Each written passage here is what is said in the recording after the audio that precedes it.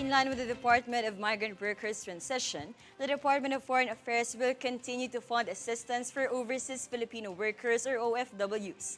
Daniza Lopez for the full report.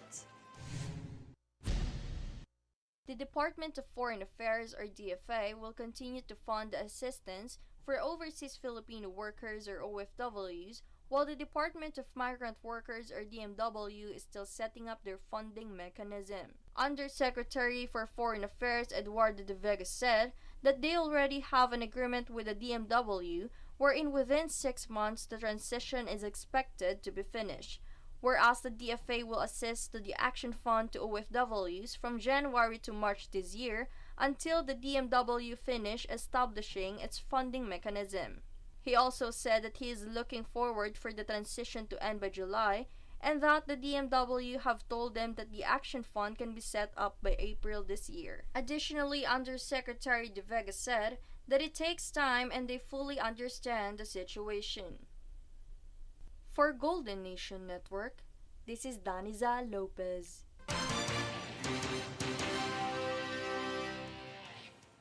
Additionally, the Department of Migrant Workers or DMW is assisting at least 300 of the 421 distressed overseas Filipino workers or OFWs in Kuwait to return home this month. Migrant Workers Undersecretary for Foreign Employment and Welfare Services Hans Kakdak stated that there are currently 421 OFWs crammed into a Kalinga or care shelter in Kuwait. While some OFWs have unresolved issues, the majority are awaiting confirmation from their employers that they may return home without any trouble. The MW and its affiliated agency, Overseas Workers Welfare Administration, will be responsible for covering all costs associated with the repatriation program.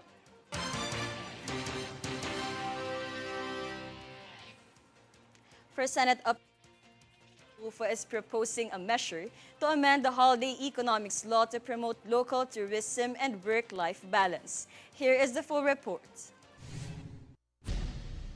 Senator Rafi Tulfo has filed a measure seeking to rationalize the celebration of national holidays to allow for long weekends during the year, aiming to boost domestic tourism in the country and promote work-life balance for both employees and students. Senator Tulfo filed Senate Bill No. 1651, amending Republic Act No. 9492, which permits certain holidays to be observed on a Monday. The senator said that holidays are integral in order to honor and commemorate special events or traditions with cultural or religious significance.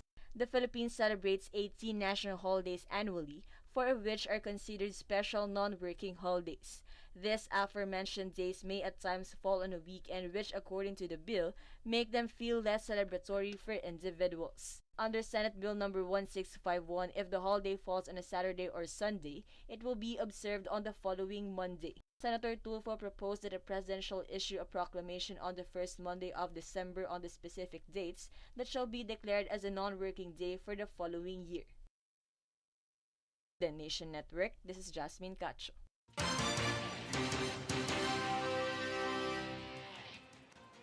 Senator J.V. Ejercito said that the alleged attempt of Philippine Airlines crew members to bring home strawberries, onions, and lemons as pasalubong is an eye-opener as these are now more expensive than perfumes, shoes, and other common souvenir items. According to Senator Cynthia Villar, the Senate Agriculture, Food, and Agrarian Reform Committee will also look into this concern, noting that these people had already been the subject of investigations in previous Congresses.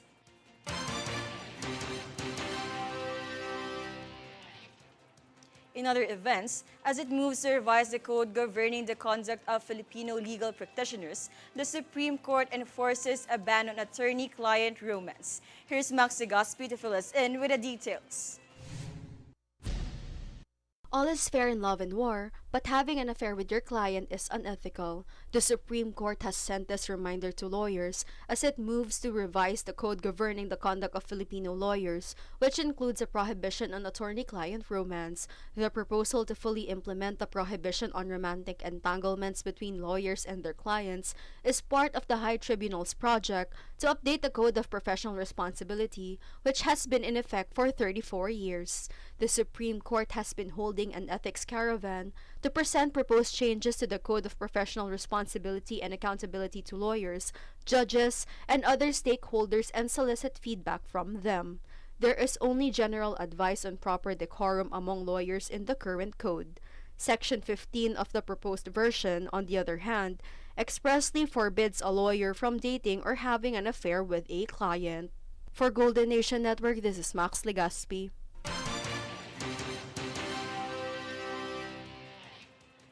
In an effort to reduce traffic in the metropolis, the Metropolitan Manila Development Authority or MMDA, along with its partner agencies and municipal offices, have intensified road clearing operations on Mabuhay lanes and other key routes. MMDA Chairman Romando Artes explained that as part of the agreement between the agency and the Department of Interior and Local Government to preserve the cleanliness and orderliness of the roadways, regular operations and turning over of the cleared area to its barangay captain will take place. He also added that anyone who fails to maintain cleanliness and orderliness will be charged with administrative case.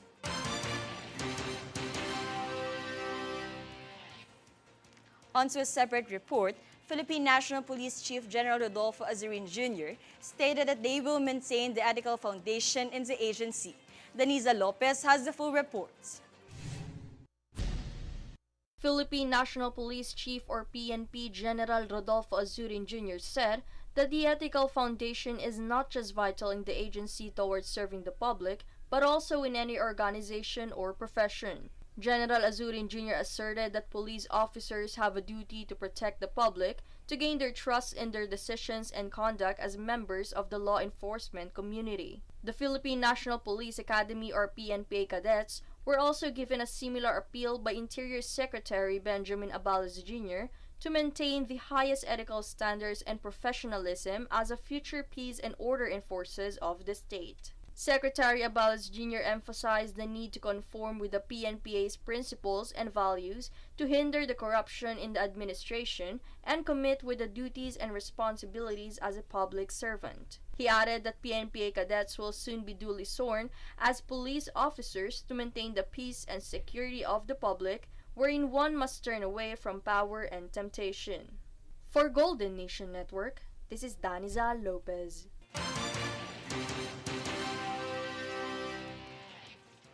Meanwhile, the Movie and Television Review and Classification Board, or MTRCB, advised television networks to comply with Republic Act 100905, or Closed Caption Law, along with its implementing rules and regulations, or IRR.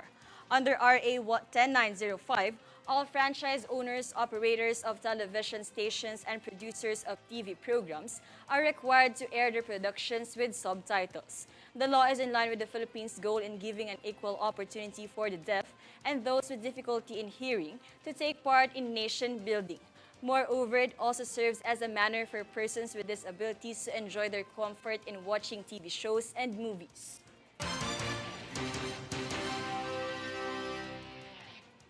Up next, a news force.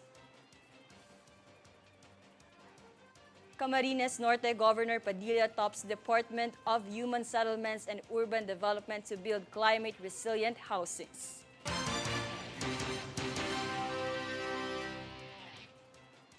Finance Secretary Benjamin Diokno says government expects 6.5% growth in 2023 GDP.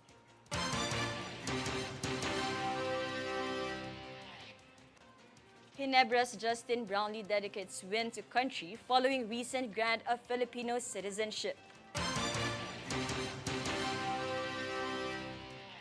Stay tuned for more stories and reports when News Force returns.